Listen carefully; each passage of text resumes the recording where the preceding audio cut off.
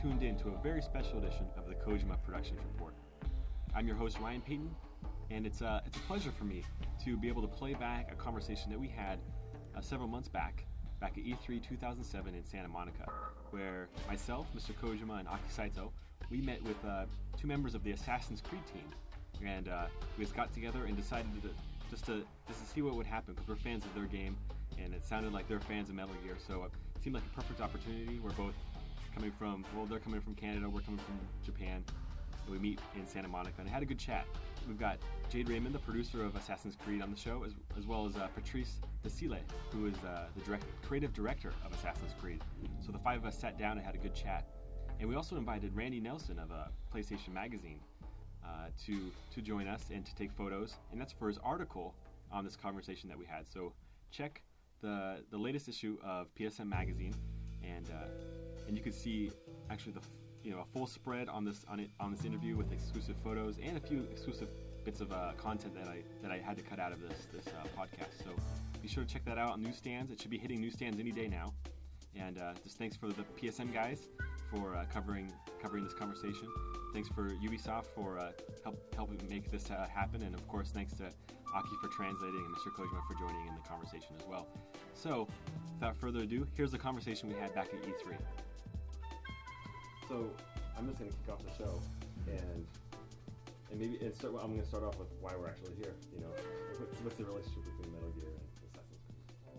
Well, we were first of all very interested because we heard that the team of Prince of Persia were on to the next title, and then last E3 when Hideo was in E3 and doing interviews, all of the interviewers were like asking, Hideo, did you see this new game? Did you see Assassin's Creed? And he didn't have time, so when you went back from E3, he checked out the trailers and thought it was very shocking, and he thought it was brilliant.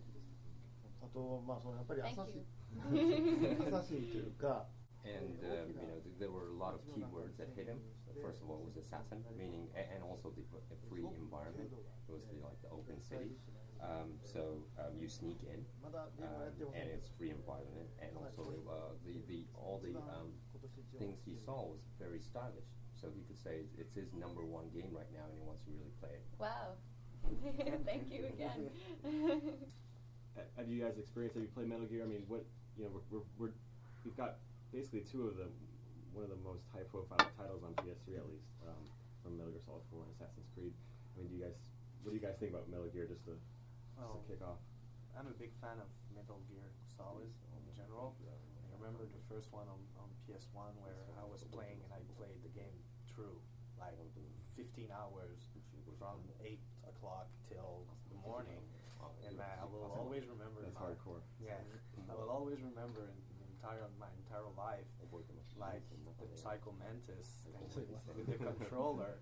And I remember like getting up. I was all alone, and I get up in my living room and I applaud. Wow, that's a good story. Yeah. Can you top that, Jade? Well, I mean, everyone remembers the first Metal Gear. I mean, it totally marked the childhood, and I remember like I was really into games. And so were a lot of my friends, and I mean, it's just like it's a game that you can talk about with anyone, and everyone has something to say about it. And when the last Metal Gear came out, the whole team, I mean, that's all we talked about for weeks and weeks. Everyone's like, okay, we got to this part, and I did this. So we're all huge fans too. So it's like I think the team is going to be super excited to hear that we had this meeting with Kojima, and that you're excited about the project we're working on.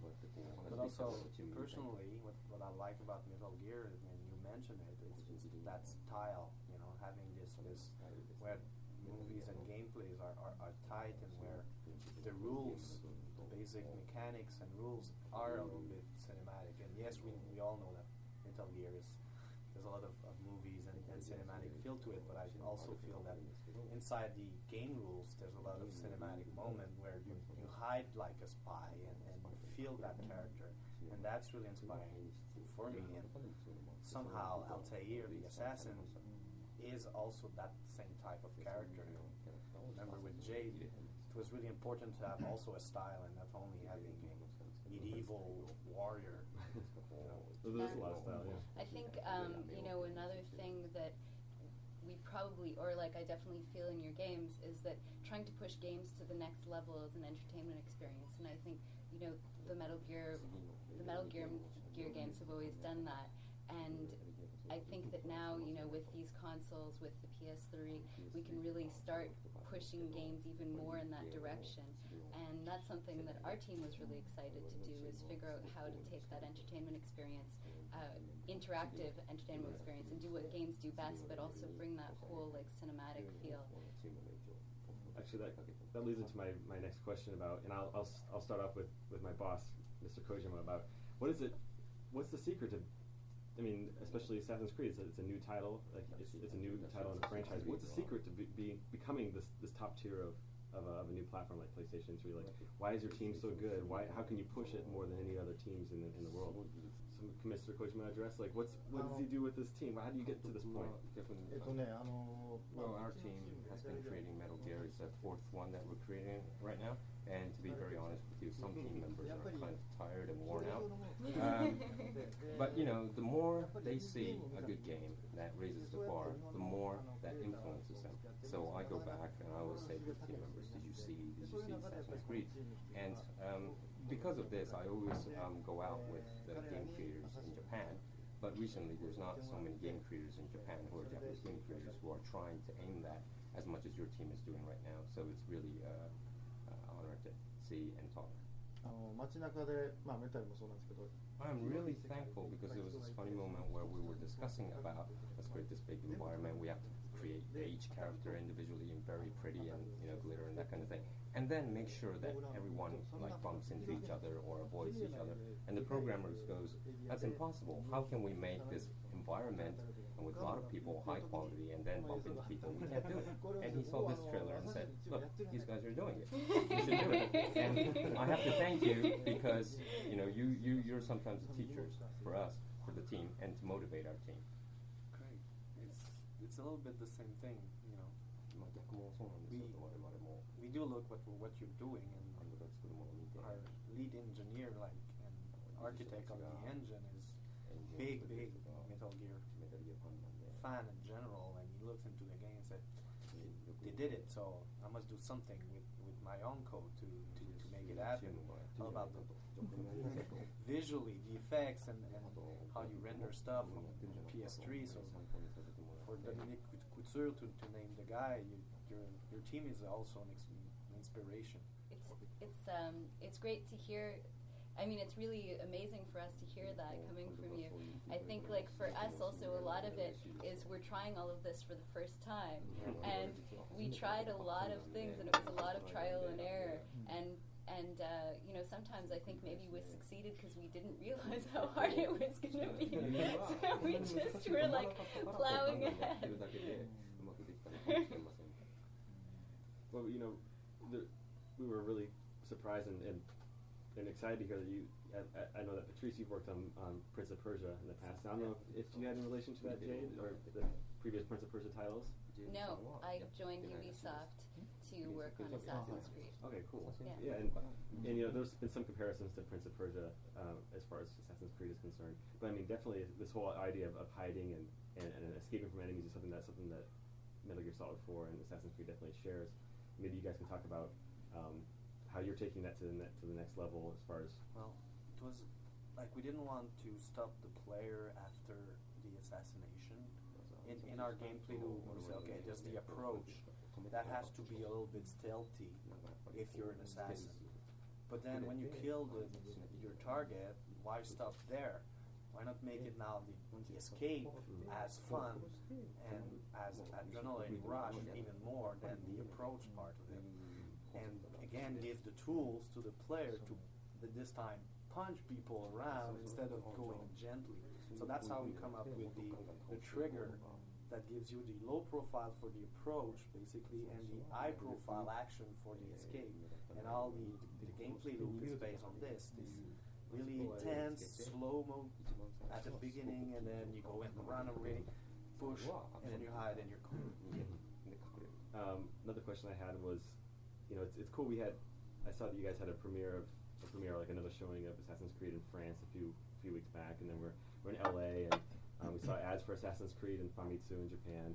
And so it's definitely got an international appeal, and that's something that our studio really strives for too. And maybe both you folks and Hideo can talk about how you go about making a game that's international. I mean, do you guys think of the Japanese audience when you're making titles as well, or? I think actually it starts out with having an international team.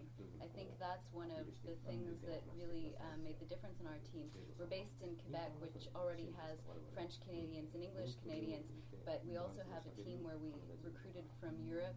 We have people from Morocco. We have some people from Australia, from pretty much South America. You name it, there's on our team. There's all kinds of different people, and when you're making a game, I really think that everyone on the team participates or has an impact on the creative process. And I think personally, Jade is right, but to make it as broad as possible, I think you have to be too true to what you want to do and be real. Not try that hard to please everyone and like say, how do we make this yes, everybody, and every be single saying, race. yeah, this is what we want to do, and we'll do our best, and let's hope it'll touch a lot of people. But ゲームの自由度がすごくあって、ゲームデザインもすごくとんがっててですね。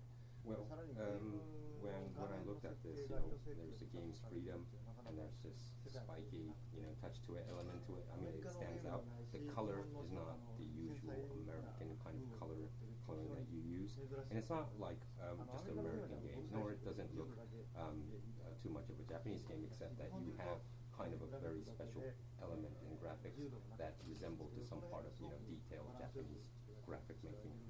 For American games, it's very easy. It's like super action. There's vivid colors, new to everyone, that kind of thing. And you have freedom, total freedom, and you don't care so much about the graphic side. And whereas the Japanese games is different. You might not have so much freedom, but there's so many detailed like graphics and that kind of thing. And now I understand, because you said that your team consists of a lot of people all over the world, meaning that I know that could create a chaos in your team sometimes, but that, as I see it, it's pretty worth it, because looking at what you have done, it seems very appealing worldwide.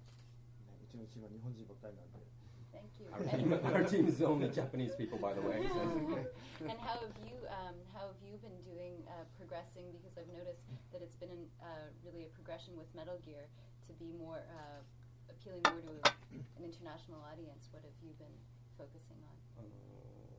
MGS4 はどういうふうになんですか、世界的に受け入れられるようにプログレスというか進捗してるんですか？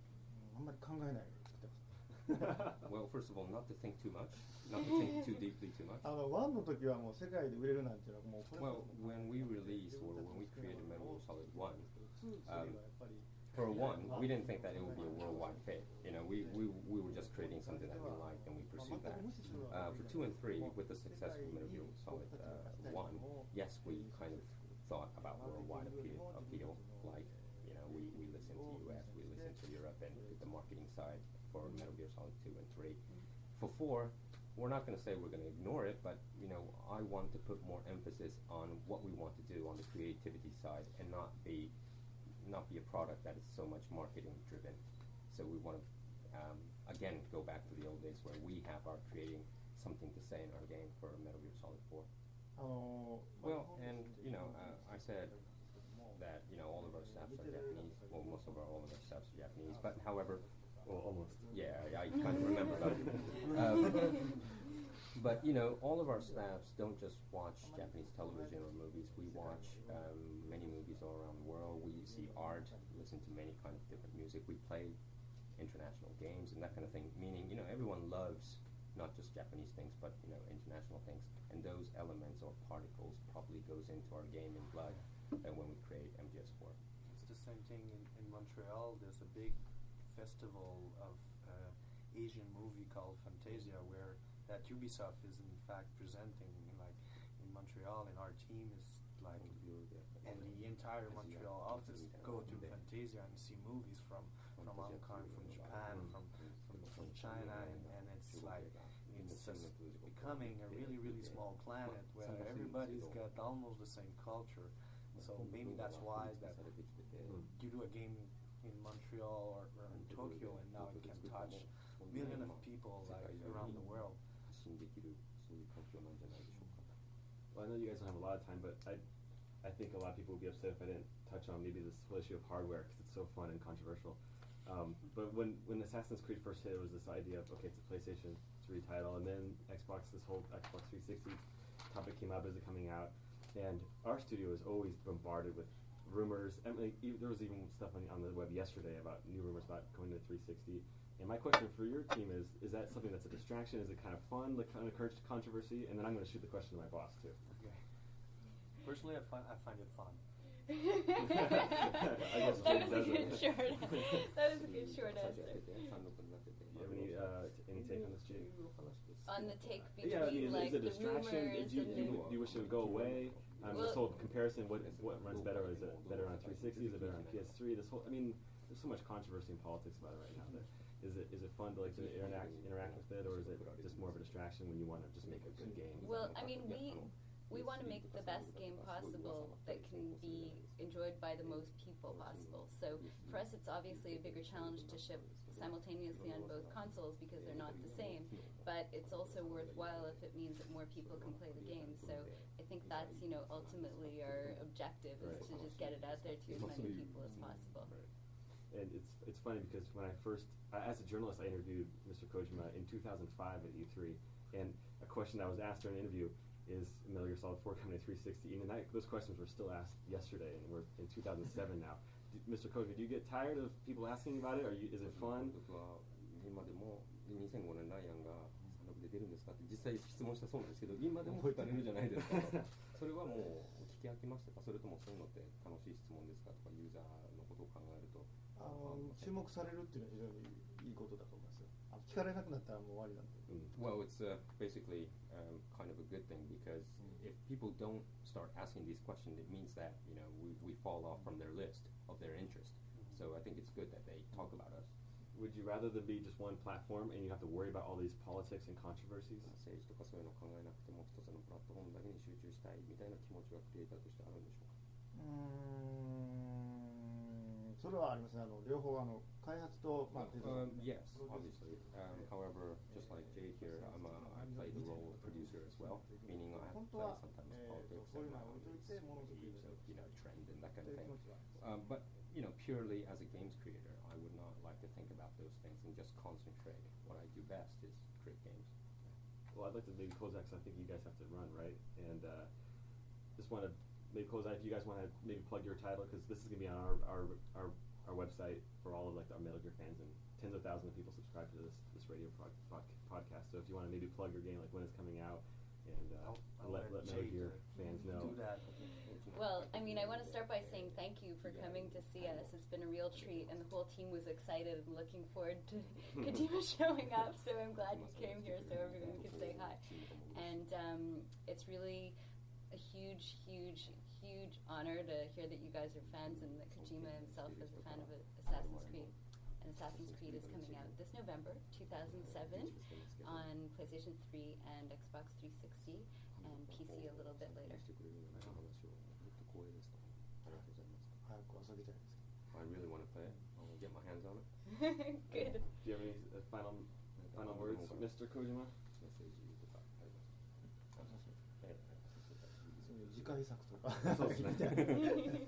Your next thing on the list after you finish this up? We are. Vacation. Oh, after the game. Yes, after you finish this up. My girlfriend is pregnant, so I'll become a dad in January. So that's the next thing on my list after this one. Congratulations. Good timing, he says. Good timing. And then maybe put the 2 right after Assassin's Creed.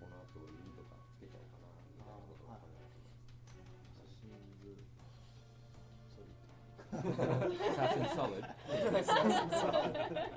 Let's flip that 2 around. All right. Well, thanks again, guys. It was a lot of fun. Thank you.